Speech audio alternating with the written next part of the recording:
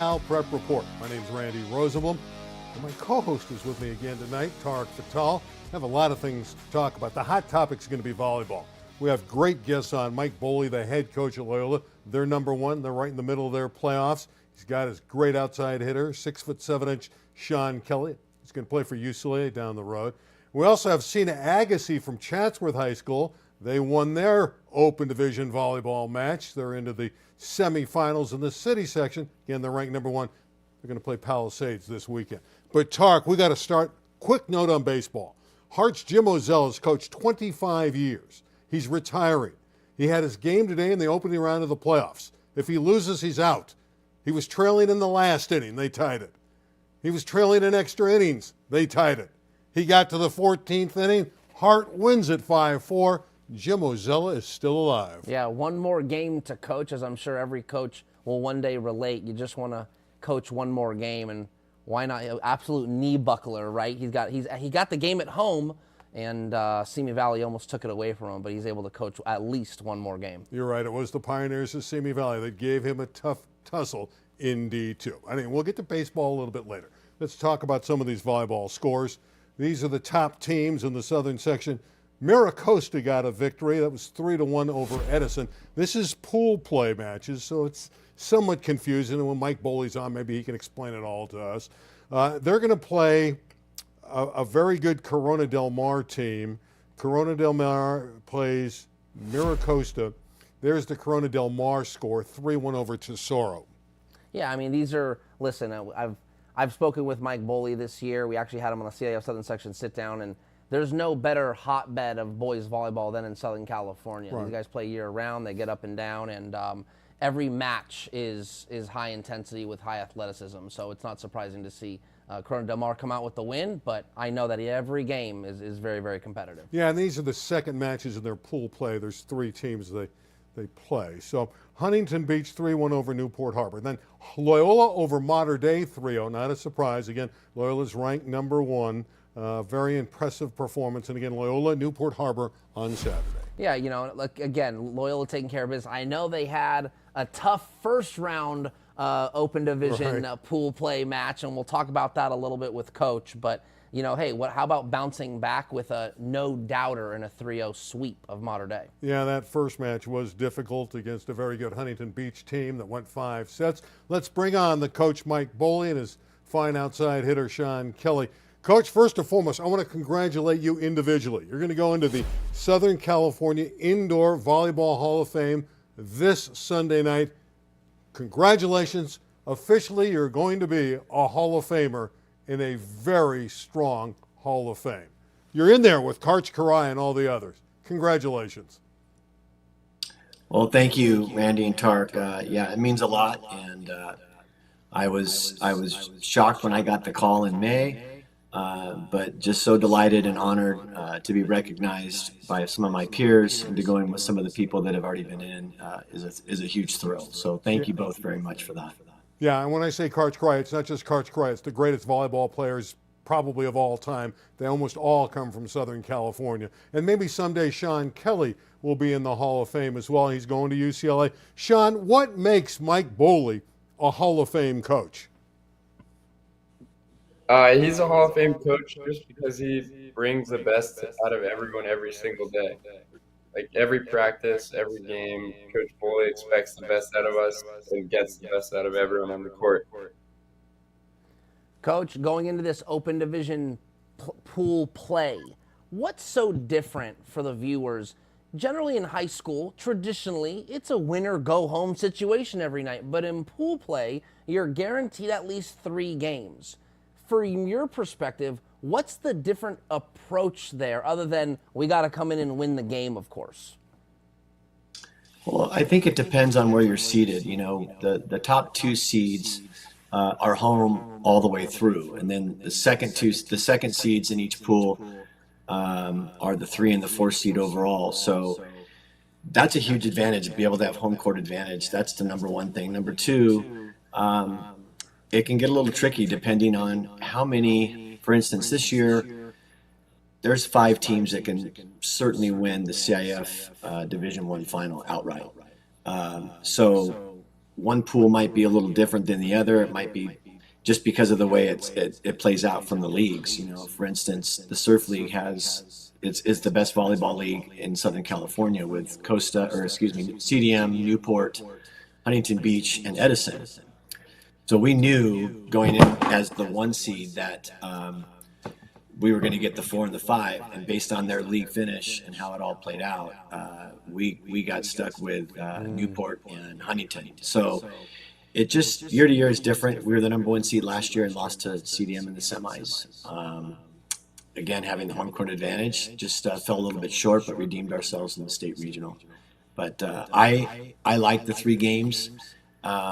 We have not had to go into the tiebreaker situation yet, so I am okay with the 3-game play as long as it goes in Loyola's favor. And it usually does. Sean Kelly, I want to talk to you about playing in the 5th set. You went 5 with Huntington Beach. You had 8 kills, fueling the victory. You had 24 kills in the match, so congratulations on the total. But more importantly, 8 of them came in the final set. What's the mentality, and what was the mentality when you performed against Huntington Beach when you get to a 5th set? Is it, I'm calling for the ball, guys, get me the ball on every attempt?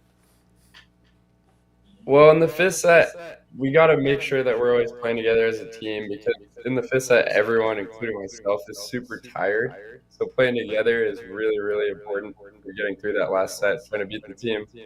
But personally, I tried to do everything I could, try to get as many kills as I could on any attempt in the 5th and the entire game.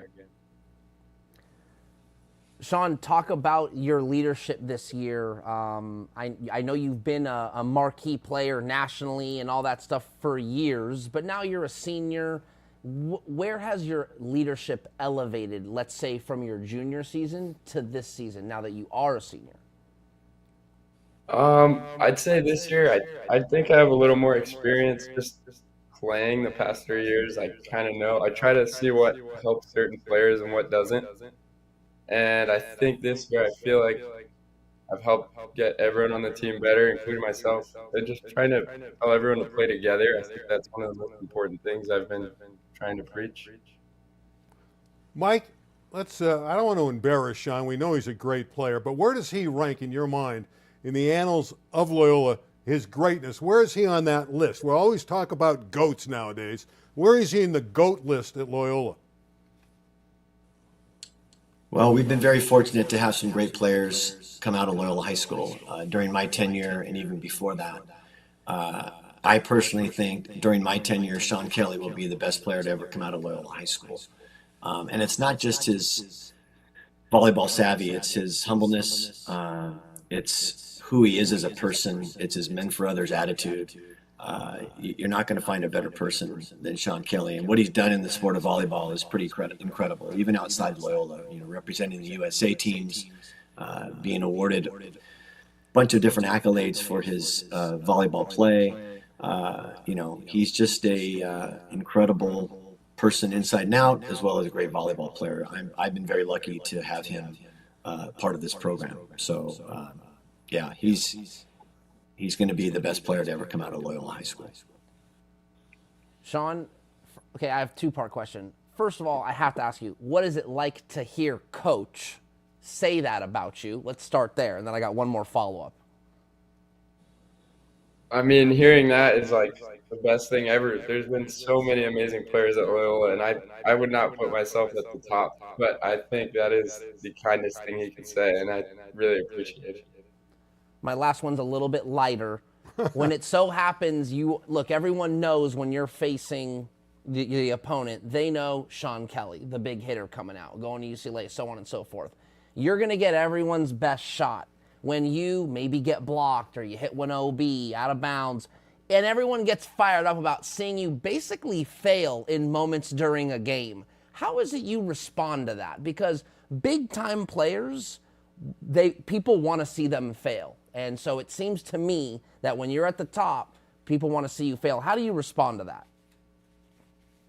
I'd try to respond to it by just disappointing them the next play and not letting them do the same thing. Just trying to make them fail back, because I feel like if I make them fail more than they make me fail, we have a better chance to win. Okay. I'd like to chime in on that if I could. Sure.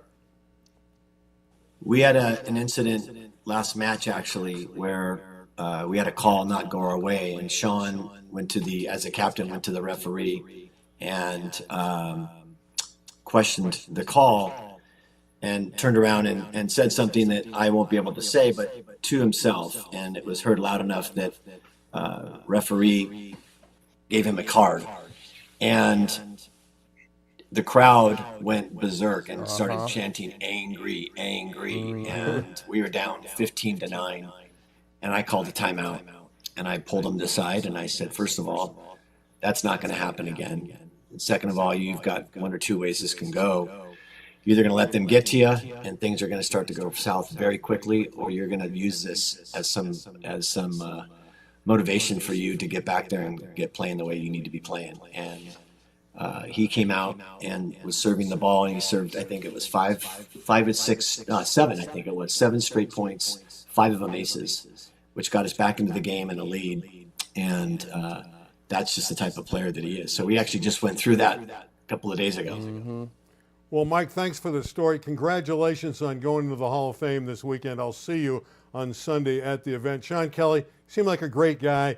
Best of luck the rest of the way, trying to win a championship. Maybe you'll get the CIF title this year and the regional crown as well. You guys are well deserving. You have a tremendous program, and thanks for joining us tonight.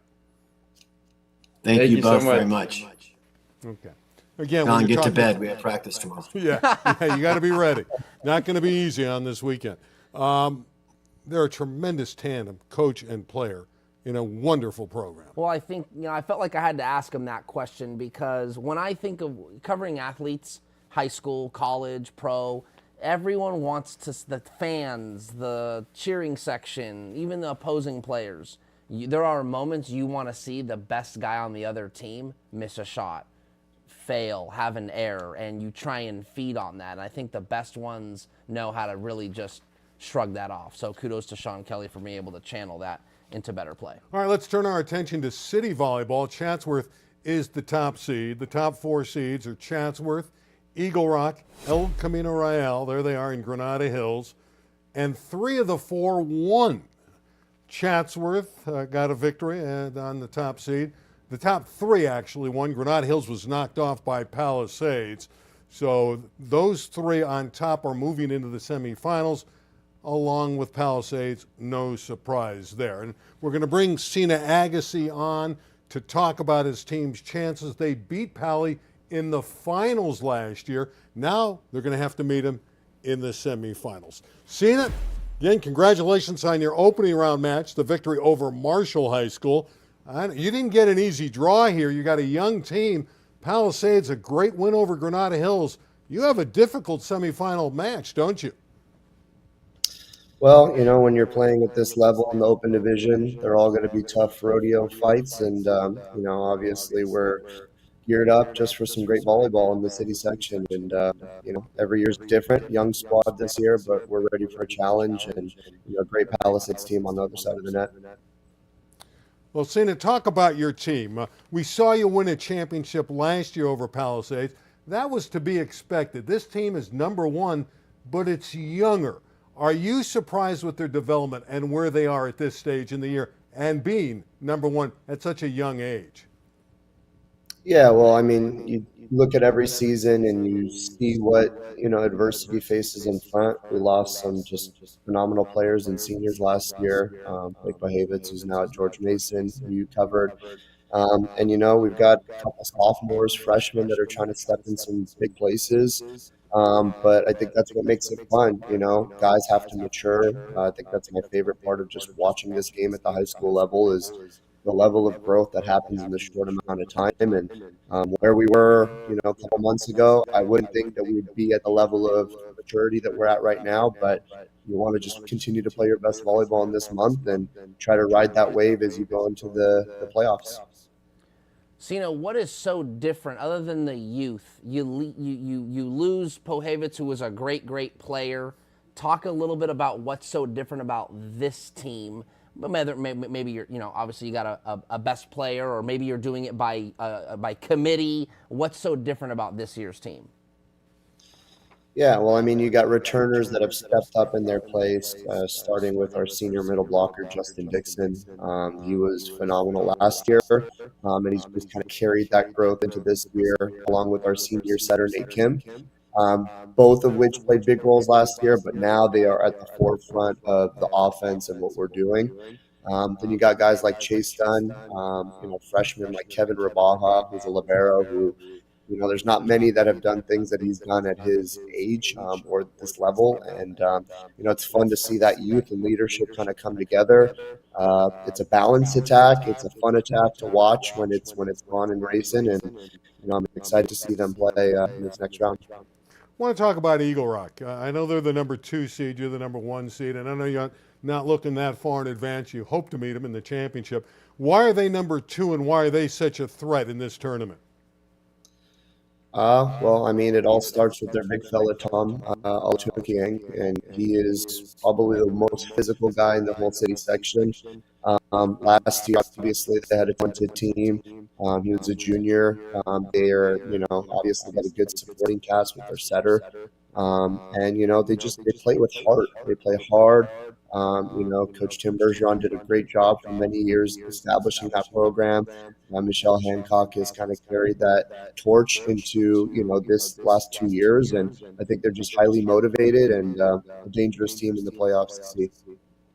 Sina, my last question for you is about the youth of your team. As you grow throughout the year, look, a freshman at this point of the year, really not a freshman anymore. Probably got enough games under his belt to basically call him a sophomore. But when you get into that postseason, what's the best thing you can do as a coach to bridge the gap between a young player and having that young player ready for a big postseason match that you're about to play in? Yeah, I mean, I think with anything, it's just rhythm, routine, just trying to develop healthy habits for them to feel confident going into any big stage. And I think, that's just the hardest thing to do, whether it's professional, college sports even. And for those kids to develop that routine, to develop that confidence, I mean, I think that's everything. And I think that's the beauty of the growth that you see within the year. A freshman could look a lot older than he actually is just by his poise and maturity. And, I think our young guys have done a phenomenal job of that. Grant Chang, Beauregard, sophomores. And, obviously that's where they earn their stripes. And, these playoff matches are just the beauty of high school sports and what we love about it. I want to ask you about Armin Mercado. You played for him at Taft. You were a setter. He's got to be a role model. He's been a great, great coach at Taft for a long time. Obviously, you learned a lot there. You've won city championships, 6 of them between the girls and the boys. You're trying to repeat on the boys' side. What does Armin Mercado mean to you? He's this mythical legend that's spoke about in many areas, just with his poise, with his experience and his Zen-like coaching, where he just gets the best out of his players. I mean, Sean Kelly talked about it with Mike Boehle, another legend. The best coaches tend to get the most out of their players, and I'd like to think Armin just squeezes every last he can, and he's not even a great coach to his players, but even different coaches in the city, just mentoring and advocating for our sport in our section and just everything volleyball related. And I think that's what makes him special and continues to be a mentor and a great friend to me. And I'll value that friendship and mentorship forever. And you get to coach against him all the time since he's at Taft, and you get to play against him and your alma mater. Sina, good luck in the tournament. I know it's not going to be easy against Pally this week, but you got a great chance, and you're playing at home. So good luck in that one. Thank you, gentlemen. Appreciate you guys, and I appreciate everything we do for high school sports. All right. I mean, we talked to the who's who in the different sections here in the CIF Southern section with Loyola and Chatsworth on the boys' side in the city section. Those are the teams right now that are favored to win the tournaments. Yeah, well, I mean, listen, we just talked to potentially the 2 future champions of each of their section in the highest division. So these are coaches that know what they're doing, they know how to develop players, and they have very, very respectable programs. That was great, but you know what you've been waiting for? Everybody's been waiting for this. Tark's final top 10 in baseball, SB Live's top 10. This is the list. And we even put the records on because their regular season is over. Correct. This is the final list. This is there it is.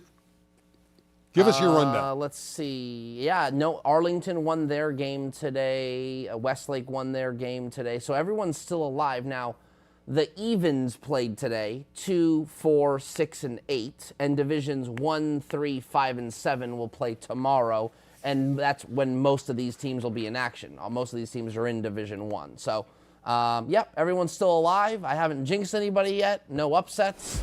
And, yeah, Corona is the number 1 team. I think they were number 1 all year long except for maybe 1 or 2 weeks. They went down to 2 for like a hot second and right back up to 1.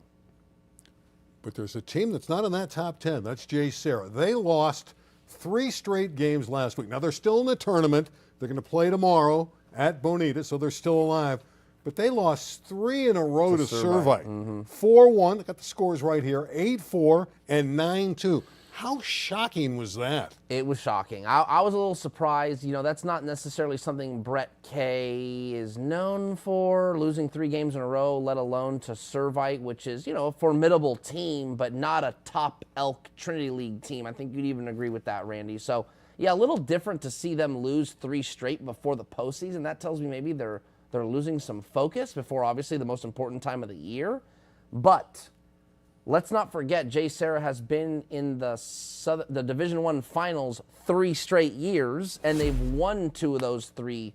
So why not catch a little fire at the right time? However, losing 3 straight before the playoffs isn't necessarily a good indicator of that. And again, Servite's okay, but it is alarming. They're not one of the top teams Correct. in the Trinity League. It is alarming. We'll see if Brett Kay can get that turned around. All right, here are our top seeds, and Dark alluded to Corona, who's been great all year. They're the number 1 seed.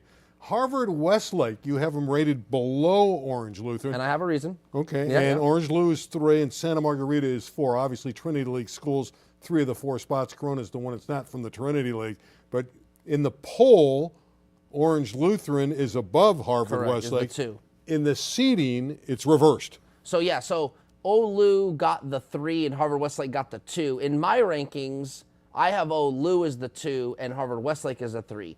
To me, the simple fact is the Trinity League is the better league this year, and they won the Trinity League. So to me, I think there was even some head-to-head in there, and that could justify why the playoff seedings are a little different, and that's fair too. But to me, when you look at the body of work, the Trinity League was a more difficult league. Orange Lutheran won that league. They are the 2 in my eyes. Harvard Westlake was the 3 in my final rankings. There were a couple D1 games today. One of them was Orange Lutheran, and they had to play Sierra Canyon. Wasn't an easy game. Now, the final score was 6-0, but they blew it open late. This was 1-0 going in deep into the game. Yes, I believe, I want to say today I looked at the line score. All 6 runs came in the 6th inning. So it was 0-0 for a long time. Tom Musborn, obviously the coach at Sierra Canyon. I think Orange Lutheran coach Eric Borba was pretty upset about the drawing. He didn't like the fact that Orange Lutheran had to host a well-coached Tom Musborn team. He didn't like that draw, but the Lancers ended up surviving. And here's the other game. You can see the reason they're playing on Thursday. Usually they're playing on Fridays. Correct. Because of field availability. Villa Park easily over Bishop Ammont. Now, the games tomorrow, let's go through some of these games. We have El Dorado at Corona. That's an interesting game. That's the first game we want to talk about, El Dorado at Corona. Right, and I don't know if it's necessarily a matchup, but it's just more so an idea of thinking, okay, here's Corona's first game into the postseason. Right. They should breeze right through. There's almost some pressure there. Well, there is pressure. They're the number 1 seed, and everyone's expecting them to win the whole thing. So I expect that game to actually be a little bit tighter than people might think because El Dorado is a quality team, and I just think there'll be a little bit of first-round jitters there. Huntington Beach has got a game as well. They're going to play Corona Santiago. Again, the higher seeds are hosting, so that'll be their home game. We have West Ranch at San Dimas. Where's the Huntington Beach matchup? West Ranch, San Dimas, Narco and Harvard Westlake, and J. Sarah, as I mentioned earlier, against Bonita. Some great games tomorrow. Sure. Again, I've witnessed a team like Harvard Westlake get bounced in the first round. This is probably like 4 or 5, maybe even 6 years ago. Valencia from the Foothill League had to win a play-in game, then came to Harvard Westlake and beat them in the first round. In baseball, all it takes is one guy from the bump, man, to feel it. And next thing you know, you're winning a 2-1 ball game or a 1-0 ball game. Baseball, as we all know, at every level is, a roll of the dice, and we will see that here in the Division I playoffs. City baseball tournament's still a couple of weeks away. They're still going in their leagues. Birmingham's now apparently going to win the West Valley League, but Birmingham got upset today by Chatsworth. They had 2-game lead over Granada Hills in the final week and a half, and they have to play Granada Hills next week. Yeah, it was a shocking result, and I don't know why. We'd have to talk with Matt Mowry about it, but I wonder if there is some superstition there, and you know where I'm going with this. Despite all the city championships Birmingham has won, 5 in the last, whatever it is, 8 years, 10 years, something like that, none of them have come with a league championship. So I just kind of wonder if maybe Matt Mowry is throwing these games or something. I don't know. Or he just doesn't care as much. But his teams are really prepared when it comes to playoff time. Correct. That's all that really matters. In fact, at one point they won 3 in a row. Softball, I'm just going to quickly mention the seeds. Olu's 1, Pacifica of Garden Grove is 2, Norco is 3, Murrieta Mesa 4. Now let's turn our attention to football briefly, because Campbell Hall in the San Fernando Valley dropped football. They were 1-8 last year. They have a great coach in Dennis Keys. He's been there 10 seasons. The year before they were 9-3, and the year before that they were 10-1. So you're talking about winning 19 games in 2 seasons and only losing 4 games. And then, yes, last year was a little rough. When I spoke to Dennis Keys on the phone, he was disappointed. I believe their whole offensive line was freshmen and sophomores with maybe like 1 senior. So they were young up front. That's going to happen in high school football when you're young up front. You're not going to win a lot of games, but the numbers were rough, and that's where things can get unsafe and get hard to keep a program afloat. I believe, according to the athletic director, they had 21 kids on the roster, and you just never know how many you're going to have the following year. So they had decided to cut the program. I do remember, and the reason they did cut the program at Campbell Hall is because they didn't have enough bodies. I do remember at Grant High School, they played throughout a season with 17 or 18 kids, and they started the season with about 20, but they got down to 17 or 18, and they went through the whole season. They elected to play. But I don't know, they were fortunate they didn't have any injuries at the end of the year. That's not a lot of bodies, so it's understandable why they would give it up. I do want to talk about Palisades tennis. Bud Kling's been there. He's coached the boys team since 1979. They just won the city title for the 15th consecutive year. That's 31 boys titles for him. He started with the boys in 79. He worked with the girls since 85. He has another 21 championships with the ladies. That's a total of 52.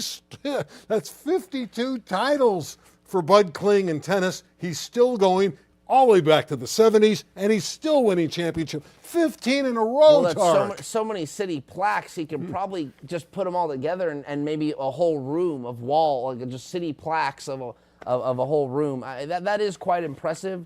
We said a little off the air, Palisades is a very affluent area. It's not surprising that they're winning these so quote unquote country club sports. That's just the truth. However, in my opinion, that record is more impressive because of the longevity of it. Just the fact that he's been around that long and he's still going at it, that's impressive. 15 straight boys championships. In the final minute, I do want to mention Romel Lloyd. We saw him at Sierra Canyon.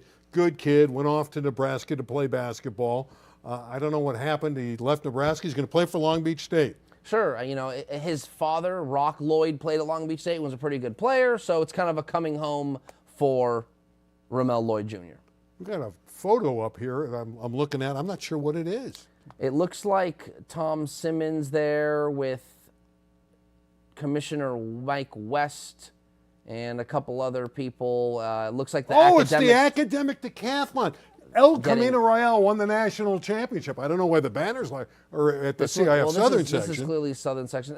But El Camino Royale won his second national championship back to back. Okay, well, I don't know if they'll get it looks like this is at Angel Stadium, so I don't know if the city's going to be able to honor their academic decathlon at Dodger Stadium, maybe. But looks like academic teams from all different sports getting honored here. A good moment for the Southern section.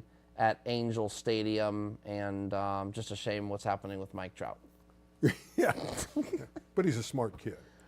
Again, that was great. Great video, Larry. I really appreciate it. It kind of ties into El Camino Real winning a back-to-back national championship. Trying to tie that in. I'm trying hard. Yeah, Show's over, though. You are. Yeah, we're going to have to say goodbye. Tarek, we'll talk next week. What a great, just clean show we just had. I don't know about that. It had its moments. For Tarek, I'm Randy. We'll argue about something next week. Right here on SoCal Prep Report. Good night, everybody. I didn't know what it was. I'm just glad getting having a little food. Right? Oh, it's great. Orange chicken, Chinese chow mein, fried rice. Gideon's the best. Best part of the night. I love that guy.